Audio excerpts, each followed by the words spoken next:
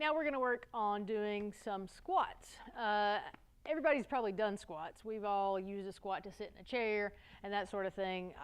The key with this is that we do it correctly, and we're really going to emphasize some of those key points. So the first step with anything we do that's a core strength activation is we want to make sure we're doing that tummy tuck. Now again, this is where it's important. You're just going to tighten the stomach, so you're not going to do that tighten and tilt, because we want to make sure we keep this neutral position. You don't want it underneath, you don't want it back like that.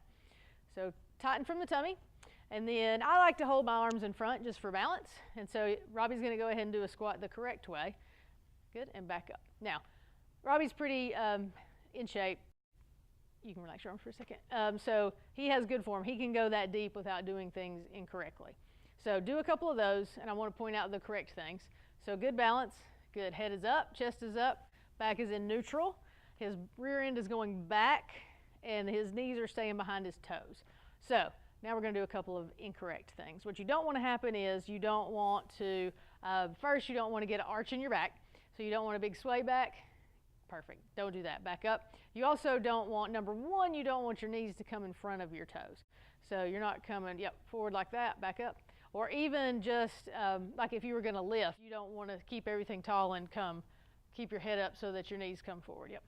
So definitely don't want to do that. The other thing you don't want to do, and I'm going to have Robbie turn and face this camera, is you don't want your knees to come in toward each other. And Robbie, back up. So one thing that you can see that he's doing, if you're doing this at home, is he's going down way too far. If your heels pop up off the ground, then that's too far. So you want to only squat as far down as you can before your heels pop up off the ground. So go down, So that's too far. Either his knees are too far or he's going down too far. Or he doesn't have enough ankle mobility. But either way, you don't want your heels coming up off the floor. So let's do a few more. So tummy tucked, arms in front, rear end goes back, knees stay behind the toes. And I like to call it the fat part of your foot. So you're going to keep your weight on the fat part of your foot, which is really the balls of your foot, so that you're still mobile. If you should lose your balance, you can catch that. Good. Again. Perfect.